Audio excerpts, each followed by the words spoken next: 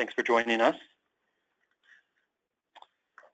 Just to let you know again who our team is here, some welcomes and introductions. Again, Dave Thomas, Vice President of Community Partnerships. As of yesterday, Karen Kowal, the Director of CoC Programs, Renee Crolius, the CoC Program Manager, and Elizabeth Perez, the CoC Program Manager. We have some quick housekeeping items for you. First of all, the webinar format. This webinar is being recorded and will be available along with the slides on the CoC website at allchicago.org/CoC. And any questions after the webinar can be directed to CoC programs at allchicago.org. And some other housekeeping items. Again, we have you all on mute, but we'll ask that if you have any questions in the upper right-hand box, please add your questions there, and we'll answer questions at the end.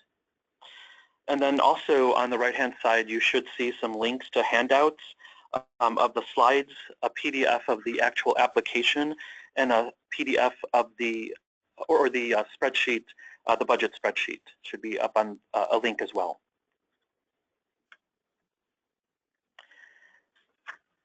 Just to let you know that we're working with the new projects work group, and we're listing out the members who are on that work group. I'll go through all of them very quickly. Sherry Allen Reeves, who represents the Service Providers Commission, along with David Dempsey and Emily Peterson. Chris O'Hara, Dorothy Yancey, and Gwendolyn Turner from the Lived Experience Commission. We have Ahmad Dajani from DFSS, who's the ESG rep. And then we have some key stakeholders, Latrice Johnson from IDHS PATH, Carrie Thomas from the Chicago Jobs Council, Ruth Kaufman from Urban Labs, and Ken Nicoli, who's a community member. We also have Art Ben Dixon as a community member, and then alternates, Larry Smith, Melvin Alexander, and Billy Sharp from the LEC, and James Militello from a key stakeholder from Lucha. So our agenda for today is to talk about the LOI process, or an overview of the LOI process that you all just went through. Talk about some key updates and reminders, and then we'll do an overview of the actual new projects application. We'll talk about how to submit it in SurveyGizmo, and then we'll talk about the next steps with the new project selection. So first and foremost, we'd like to congratulate you all on going through the LOI process, or the request for LOI process, and being asked to submit the full application. Overall, there were 23 completed LOIs for new projects that were submitted and reviewed by the new projects work group. Of those 23, 15 projects were selected by the new projects work group to move to the next step, which is this application process. And of those 15, 12 were for PSH programs, 1 for a rapid rehousing program, and 2 for the new joint transitional housing, permanent housing, rapid rehousing model. Unfortunately, 8 projects were deemed to not have met the minimum requirements as set forth by the request for the LOIs. So again, congratulations to all of you here on the webinar. Just a quick note, we mentioned this in the LOI process as well, but All Chicago, as the HMIS lead, will be submitting a project application as well. But just to give you some key points here, the new projects work group exempted All Chicago as the HMIS lead from the LOI process, but has developed a separate and distinct new project application for the submission of that HMIS HUD grant. Through the MOU with the CoC, All Chicago is the only entity that can apply for a HUD grant for HMIS. Due to the conflict of interest, All Chicago staff has recused itself from the development of the HMIS new project application. And in addition, All Chicago staff will not participate in the review of the HMIS application, nor be present during the new project work group's discussion of All Chicago's HMIS application. And lastly, the HMIS new project application will compete in the new project application process along with all of you as applicants as well. We're going to go through some updates and reminders for you so you kind of know where things are standing. As of today, the FY17 NOFA has still not been released.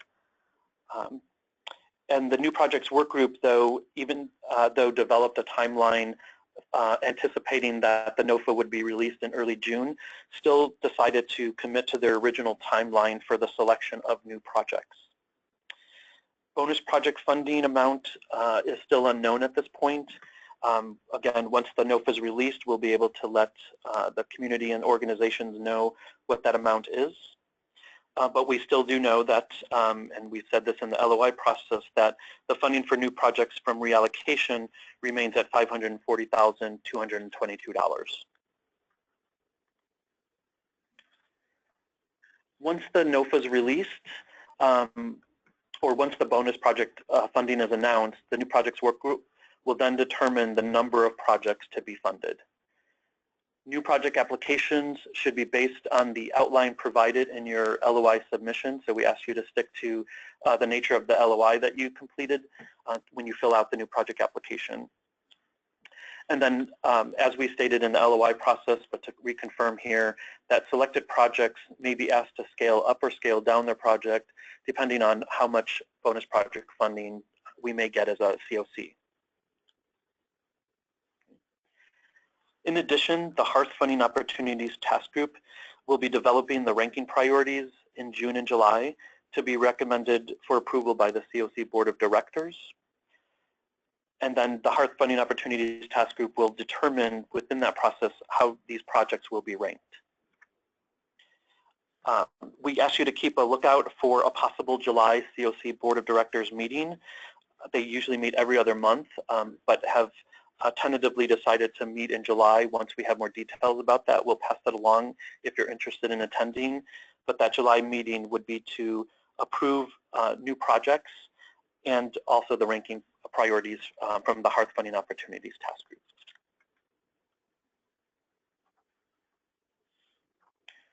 The new projects work group used the LOI process to ensure that applicants met basic program and organizational requirements. So again, congratulations on passing that stage.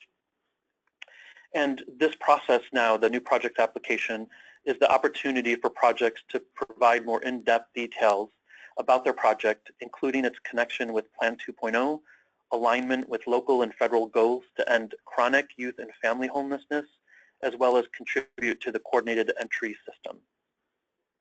So we'll ask you to flesh that out more in your new project application. So as we said in the email, inviting you to the webinar and to submit the new project application, they'll be due by 5 p.m. on Friday, June 23rd. And the online application will be submitted through the SurveyGizmo system here at All Chicago. And as a reminder, no late or incomplete submissions will be accepted.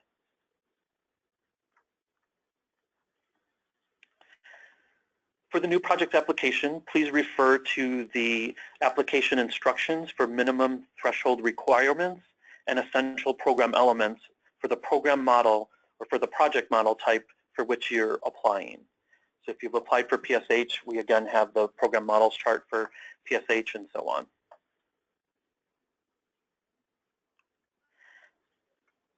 Just as an overview of the application itself, it has several different parts to it, the first part being instructions and an overview and the minimum requirements. Then it has a section for you to complete the applicant's or your general information. And then it has 4 distinct sections, section 1 being questions related to the population you have agreed to serve. Section 2 is about service delivery questions. Section 3 is about the organizational and fiscal capacity of your organization to provide the project. And then section 4 is about readiness to proceed. And then the final section is asking you to upload attachments that we'll go over later in the webinar. I'm going to hand it over to Renee to walk through the actual application. Great, thank you, Dave. So hopefully everybody has taken a look at the PDF version, and if you haven't, as a reminder, it is in the handout section of this webinar. And so I'm just going to walk through the application a little bit more. Of course, please reference that document as the final document, though. So the first section that Dave talked about is that applicant general information. This is going to look very similar to the LOI that you already submitted. And in addition to that, it should be completed similarly to the information from your LOI submission, since the new project work group moved forward that specific project that was submitted. You will see that if changes need to be made, please note the changes and provide an explanation. The new projects work group will be assuming that the application you're receiving is only to provide more in-depth details of the one that you have already submitted. You will see one small change in comparison to the LOI, and that is the geographical location. We noticed that a lot of people just marked off every option this last time around, so instead of making you do that, we added an all community areas. As Dave mentioned, there are the 4 sections, and as you will see in the directions, which is really important, that each section each 4 sections can be up to 4 pages worth of narrative that is submitted. So please be mindful of that. It's not a 16-page total that you can make adjustments to on your own. It's each section is limited to 4 pages. So section 1 covers the population questions. This is where you will get to elaborate further from your 1,200-word submission to explain your experience in operating a similar model type, your experience in serving our homeless populations, and specifically that target population that was identified. Also, the data and outcomes contributing to successful operations of this project. We want to hear about the implementation of the coordinated entry system and this program. And we also are looking for some narrative around the alignment with the agency or the project's mission, Housing First, Plan 2.0, and HUD. So please look at some of the additional resources and links throughout the PDF submission. There are links that can point you to some of those resources. Moving on to section 2 is the service deliverable questions. This is where you'll get to provide, again, another 4-page submission to answer the questions that are outlined in that section. The questions pertain to the range of services, including the case management, also the types of referrals, and again, outlining coordinated entry system and some ADA compliance. We also are looking for more in-depth information about the staffing pattern for this specific project and the service funding beyond the HUD grant. You will also see some information about the connection with mainstream resources, and additionally some discharge policies, tenant rights and leasing agreements, and lastly, if this pertains to the project model, the property management and landlord relationship, you'll be able to provide some more narrative on that as well. Moving then on to section 3 is more of the organizational and fiscal capacity. So there's going to be some questions about HUD grant spend downs if your agency has had HUD grants before. It's going to be asking about fiscal audits and your current housing program operations, as well as HMIS capacity. And then really the large part of the section you'll see is that there's a budget spreadsheet that will be part of the additional attachments that need to be added later on in the application. The budget spreadsheet has multiple tabs, and we'll go into the budget spreadsheet a little bit more, but make sure that that is filled out completely. And again, there are multiple tabs, so please make sure you look at that. And then there's, as Dave mentioned before, because we're not sure yet about the bonus project money, we are expecting some narrative and reminders about the idea that there might be options to scale up or scale down this project. And so we really want you to be able to have some internal conversations about what that may look like for you. Section 4 then is the readiness to proceed. This is regarding acquisition, construction, or rehab, if that pertains to your project type. Also the location, if you know, depending on project-based or scattered site. Also just the project configuration, and again, some additional scatter site housing information. I really strongly encourage you to review the PDF of this new project application. This is just an overview of what those questions are, but the specific questions are outlined in that application. So I mentioned attachments. What you'll see is when you get to the end, even though you've already written the 16 pages, don't forget that it's also a requirement to upload 2 reference letters and proof of your 501c3 status, along with some agency policies such as eligibility, client rights, service referral procedures, and program termination. So please be working on that now, since the deadline is Friday the 23rd. Additionally, you'll see some additional attachments, including a recent financial audit. This would be within 9 months of the end of the fiscal year. Also, there are some additional attachments for the most recent employer's quarterly federal tax return. The specific forms are listed here, 941 and 990. I would definitely know that your internal, I'm blanking on the right name, but I'm sorry, your internal agency people should be able to figure out what those forms are, and we can provide clarity if that's needed. I apologize. And then I mentioned the budget spreadsheet. I want to include it here again. This is was included in the email that we sent out. It is also on our website as an attachment, and it has the each tab really builds upon each other. So it's recommended that you start from the tab on the far left. As you enter information throughout the tabs, it should automatically calculate the budget summary towards the end. So please be mindful of the equations that are already in the budget spreadsheet, and we request that you do not make any edits to the formulas that are there. The only formula that you should be editing pertains to the there's a note, and it's highlighted in blue, and it pertains to your fringe benefits, and so that might differ per agency. Okay, and so in addition to that, there are links in this PowerPoint slide deck and links in the email, and also links on our website to all 3 of these: the PDF format of the application, the online submission format, so that would be SurveyGizmo.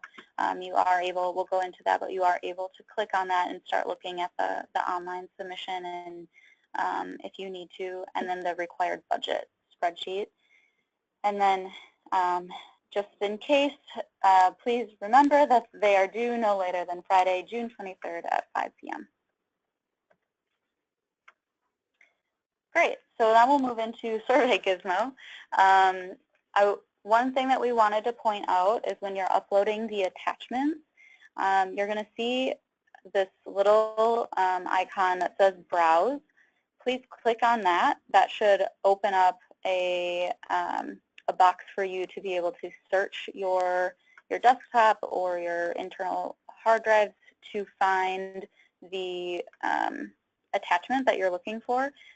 Please then also click here to upload the file. Make sure you're clicking it twice.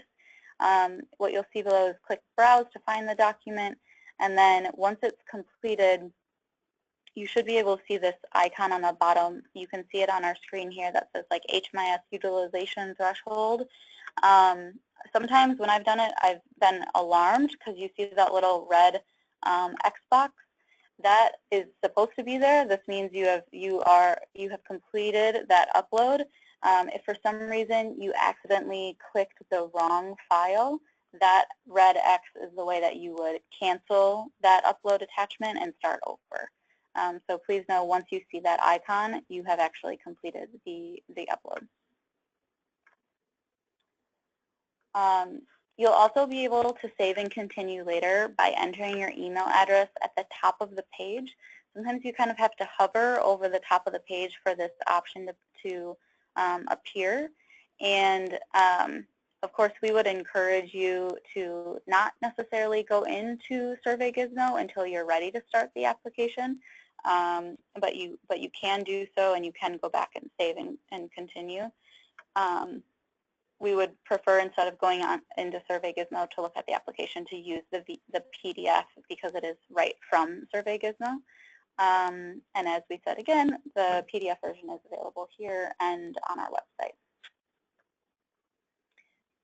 So I'm sure in the LOI process, you guys have already started to become familiar with SurveyGizmo, but if you remember at the end, you saw this big red warning sign which says, which basically is informing you to review before submitting. You can click to download the responses and review them to ensure all of the information is complete and accurate. Once you submit, you will receive a confirmation email. The email should go to your primary contact. It might also go to your secondary, but we really highlight the fact that it will go to your primary contact. So please, please, please review the email that you entered before pushing submit, because if you forget one little letter or anything, it will not go to the right email address. So please make sure that you're paying close attention to that. When you click that download, you are able to save a copy of that PDF also for your internal records. Okay, I'm going to hand it back over to Dave. Thank you. So we're just want to keep encouraging people to send questions, and we'll answer them at the end of the webinar. So, but I wanted to kind of walk us through the timeline from this point of what to expect. So again, the reminder that all the applications are due by June 23rd at 5 p.m. And then between June 24th and 28th, the new projects work group will be reviewing applications as a group. And then on June 29th, the group is going to meet to determine the finalists for the next stage, which is the panel discussions. On June 30th, agencies will be notified of the decisions from the new projects work group, both those who are asked to move on to the next stage and those who may not be asked to move on to the next stage. So that takes us through the end of June.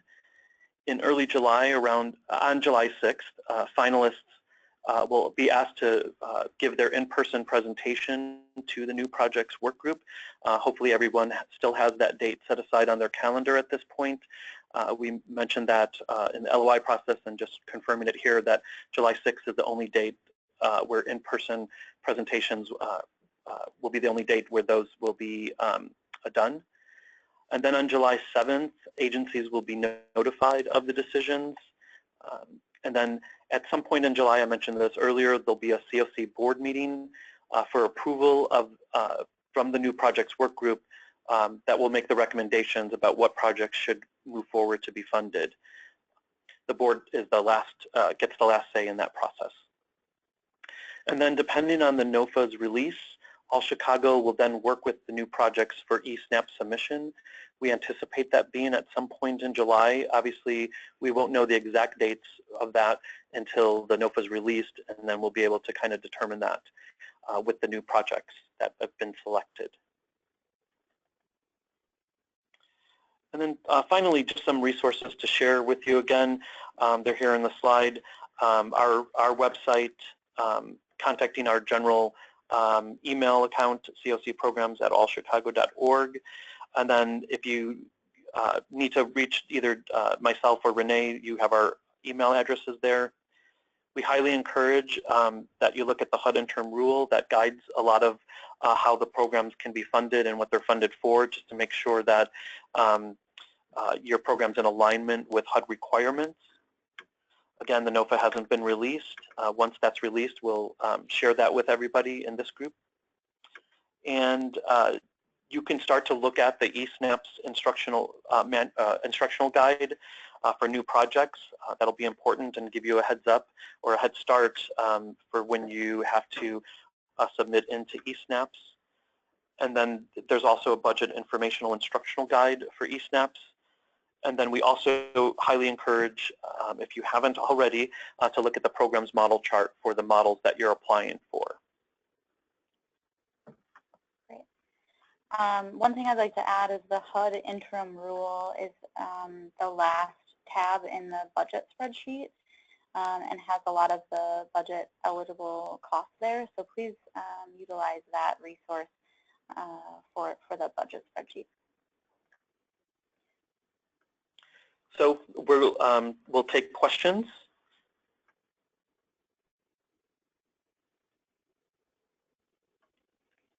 As of right now, we don't have any questions submitted, so please use the question box on the right-hand side. However, it looks like maybe somebody is raising their hand, so let's see. Lisa, I'm going to unmute you if you'd like to ask your question. Sorry, I was just trying to find the box. Can you hear me? Yeah. I think there was a question, and Charlie Johnson is also on the line. He can help me if I get this wrong.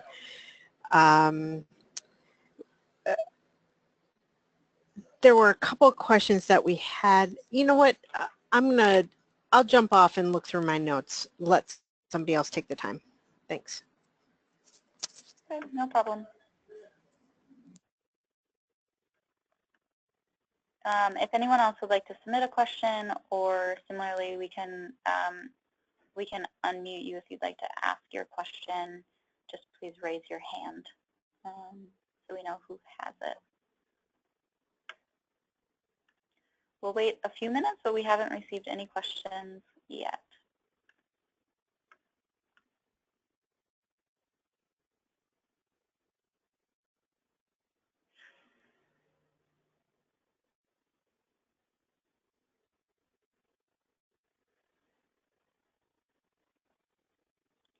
All right. Natalie, I'm trying to unmute you. It looks like you have to enter your audio PIN in order to talk. So either you can enter the PIN, or if you could ask your question in the box, that would be great.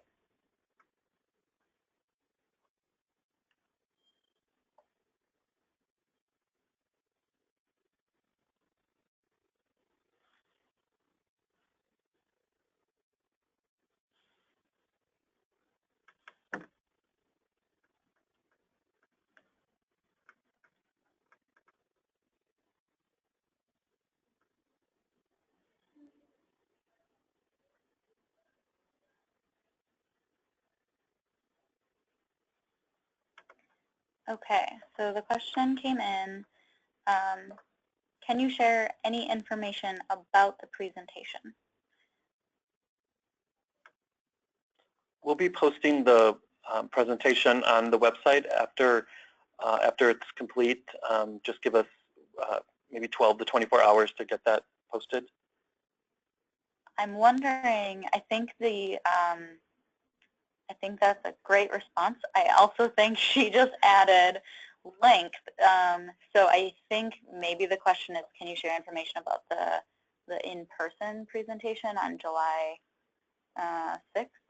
Which, yes. So she's saying yes on July 6th. If you could share any information about the presentation and potentially about the length. I believe it probably will not be longer than 30 minutes in length. You'll be meeting with the entire new projects work group. At that point, the gist of it is they'll be asking questions to clarify your application, but also probably asking you to give maybe a 5 to 10 minute presentation in general about it.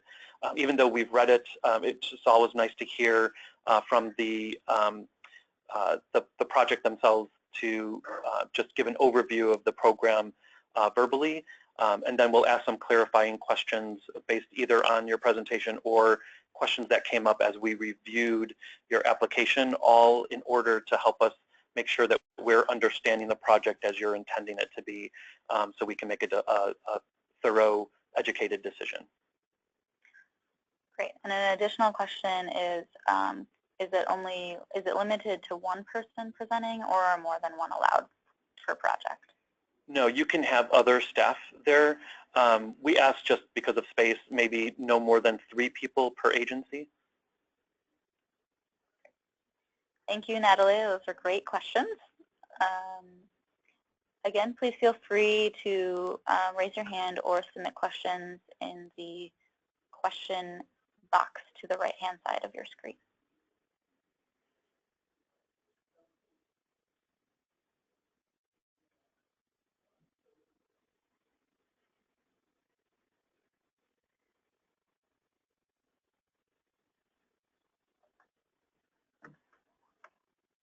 We will wait about another minute, and then we will end the webinar. So please feel free. This is your chance with Dave and I in the same room to answer any of your questions.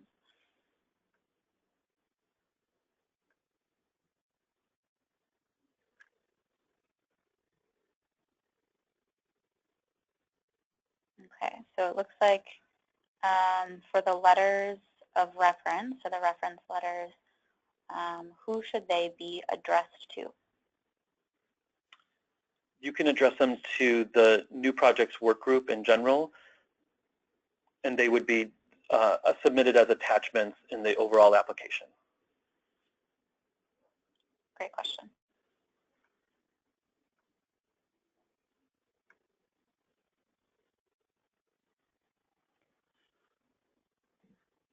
Lisa, I'm assuming that you were able to, oh, never mind. Charlie just submitted a question.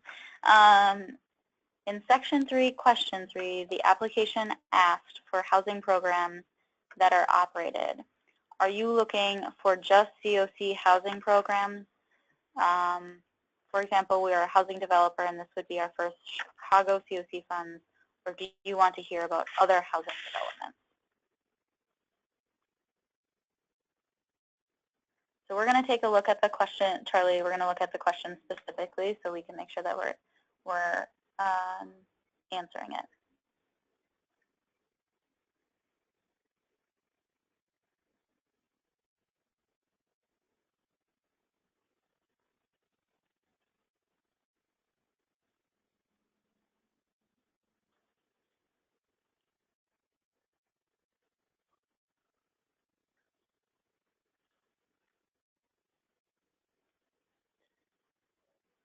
Yeah, I think the overall, the section 3 is looking at obviously the agency's sort of organizational and fiscal capacity to run a HUD program. And so if you can talk about other programs that you have experience, housing programs you have experience with, and to the extent you can connect them to the type of housing that HUD is offering, that would be ideal. Basically, I think the section in this specific question is getting at just your overall experience with housing programs in general.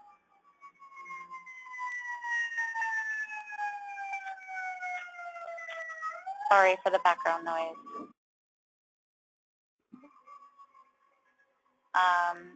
So Charlie, if that answered your question, or if you have any further follow-ups, let us know. Another question came in: will there be any opportunities for collaboration between applications that are not approved past stage 2? Will All Chicago facilitate anything like that? I don't know if we could facilitate something like that. I think as you're submitting your application, it should, again, loosely be, not loosely, but should be based on the LOI you submitted. And I think the time to talk about a collaboration would have been at that point. But we do not, and I don't think the new projects work group is looking to have 2 projects or 2 agencies work together on a project. That would have had to been up to the agencies to decide that themselves.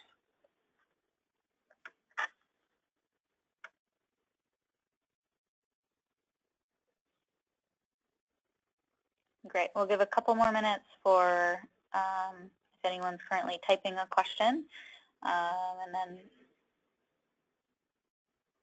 we will look to end the webinar here shortly.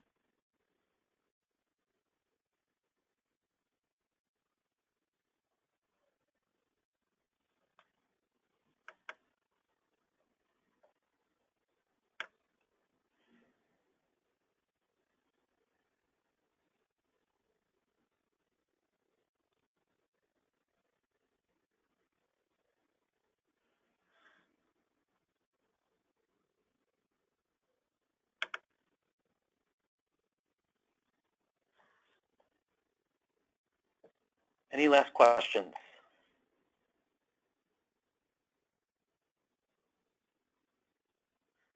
Okay, it looks like we're not getting any more questions. So thank you all for joining us. And again, congratulations on making it to this stage. And we wish you all the luck and all the best in completing the new projects application. Please feel free to reach out to us if you have any questions. You have our email addresses and the CoC program at allchicago.org address. So feel free to reach out to us at any point before the 23rd. And again, we wish you all the luck. Bye.